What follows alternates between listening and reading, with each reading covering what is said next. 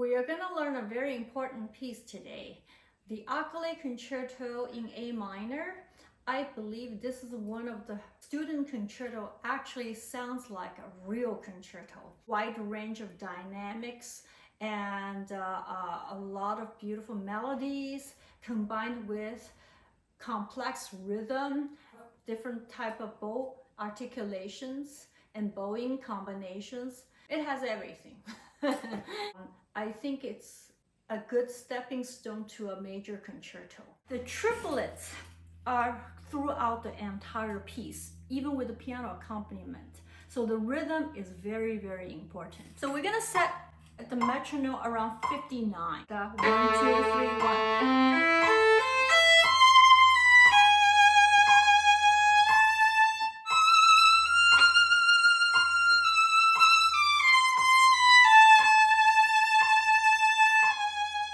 1, 2, 3, 1.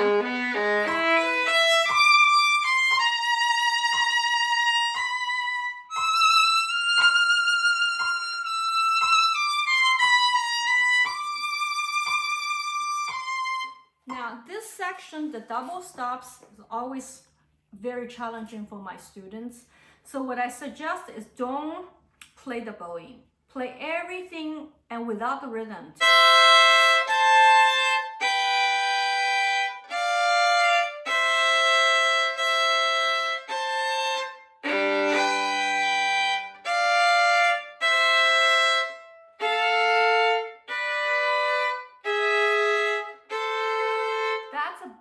Shift and make sure you play the F natural in tune, and you can do multiple times. I would suggest use the first finger as an anchor so you can make the octave more in tune. Okay, now I will play through this section with the correct rhythm and the bowing.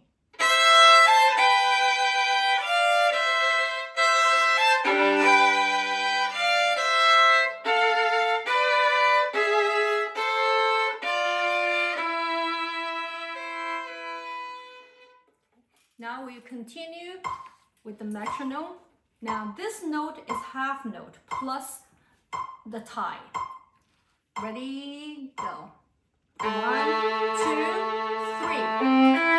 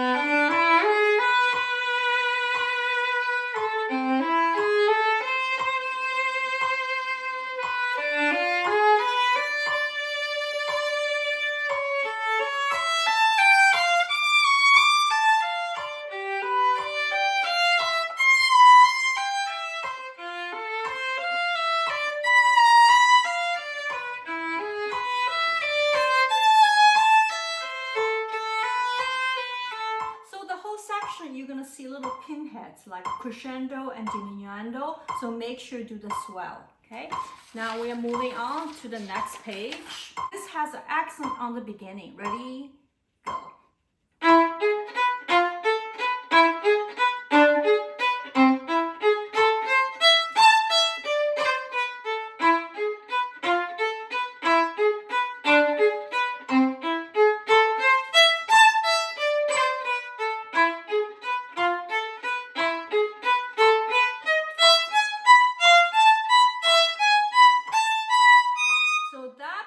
You can slow down a little bit because it's getting broader. Third line, okay, ready, go.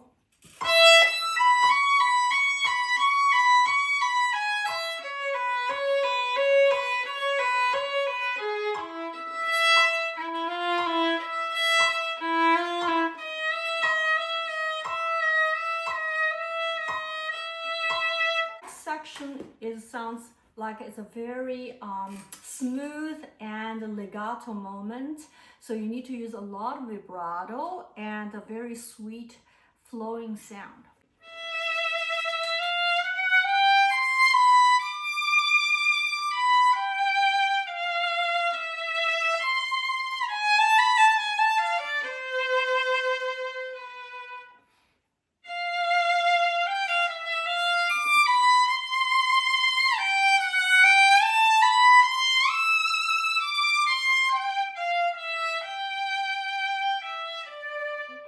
I will skip that section, move on to a very difficult section. Measure 79, okay? We have a very high octave coming up, the peak of the section, okay?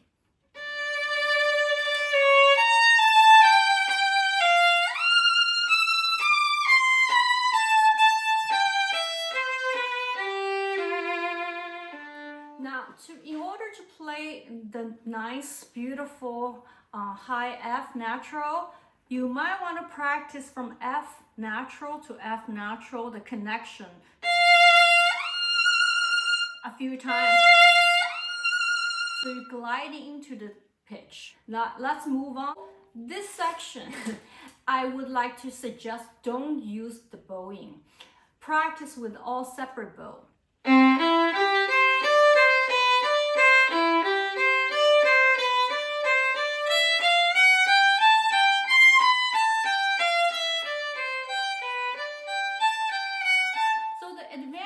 Practicing separate bow is making it very even because you got the fancy bowing going on, and chances are sometimes it's not very even with the tone quality or the rhythm. Okay, now I will suggest to use the metronome to practice this section at 65. Okay, ready, go.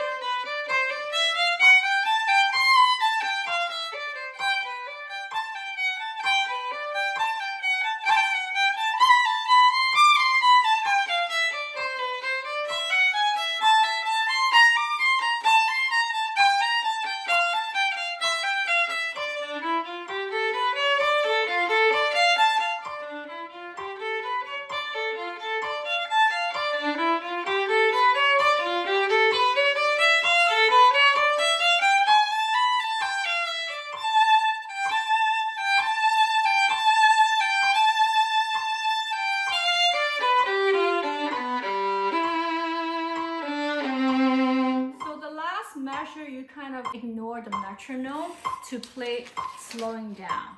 So in general, the last 16 note section, I would highly advise to pay attention to the dynamics and also the rhythm, how to play them very evenly. Okay.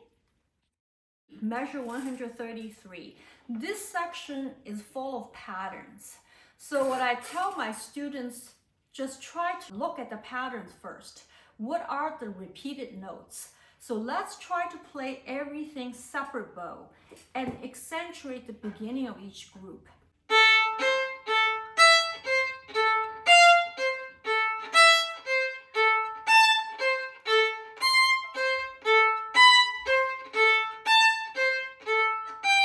So these two measures, it's the C and A, always repeated. So basically you can practice this way.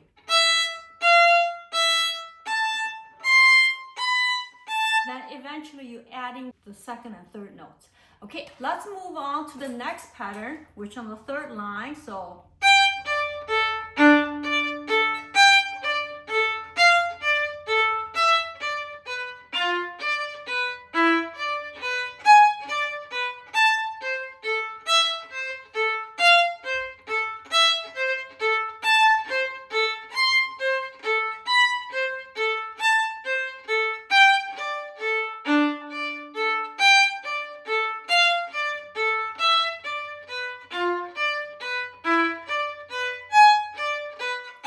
Repeat back to exactly where we started at 133.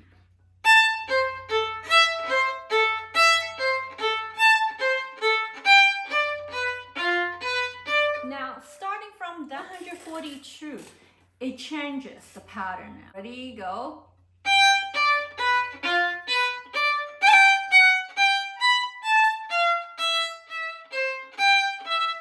Now this measure at 143, I want to emphasize upon keeping your finger down, okay? Because that second position, that's already hard.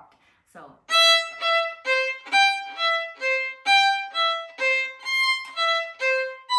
then back to first position.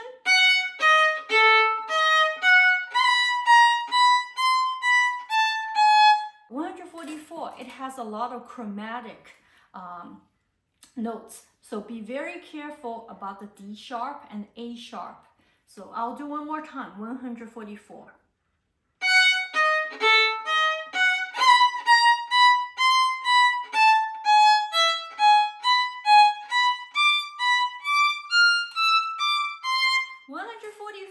That measure is pretty much you have to go in thirds. That's the interval. So it's the second finger shifting all the way to fifth position. I'll do one last time.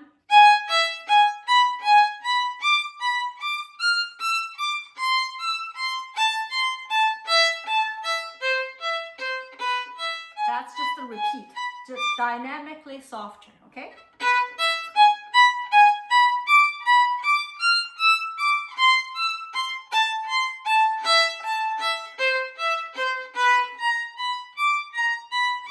Now at this point, you're reaching 149. It's just 3 notes repeating over and over. How to memorize that? I would recommend you count how many times. Actually, I did count. It's about 9 times. So you can write down the bowing. So you end the last pattern, start the up bow.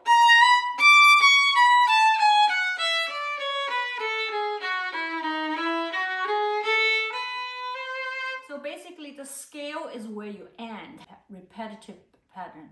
I'm gonna play the real way, how it's written, the bowing. Okay, ready, go.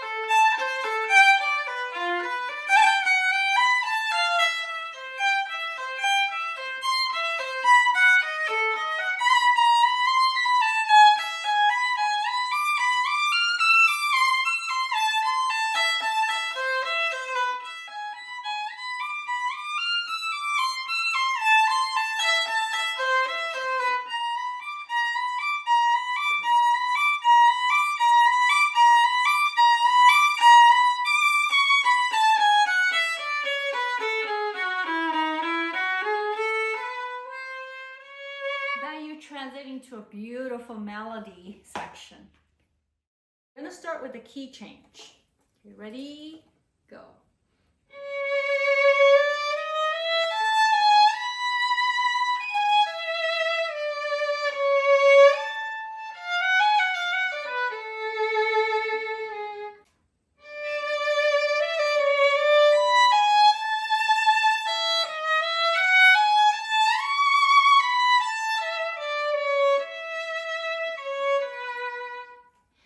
Now, since this melody is somewhat similar to the first part of the melody section, we should use a warmer sound and a very sweet tone. So use a lots of vibrato and with flowing bow speed.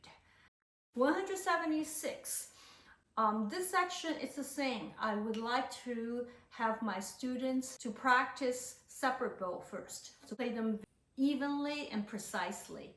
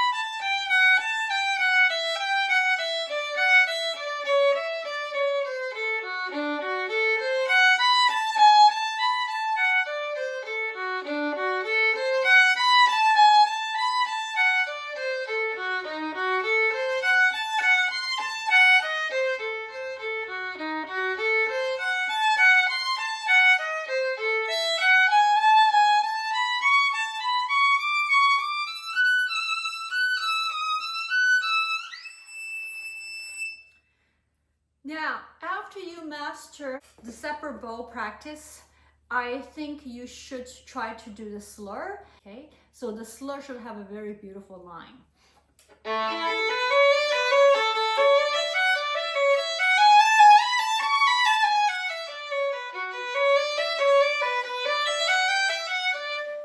The slur should have the same articulation clarity as the separate bow.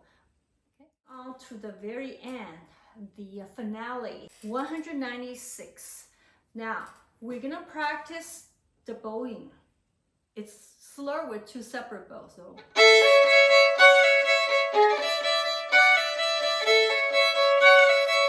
I would recommend to listen to the up bow more, because sometimes the articulation, the up bow somehow get lost a little bit. Let's try one more time. Okay, ready, go.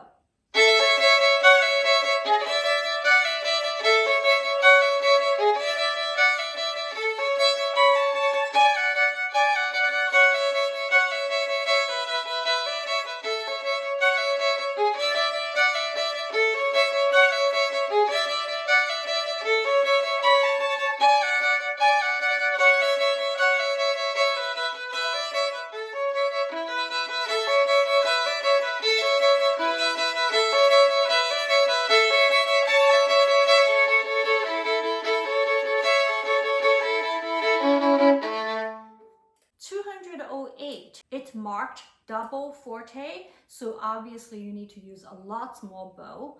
And now we're gonna work on the last few chords. So make sure you don't play them separately, like that. So we want to sound like more like one note.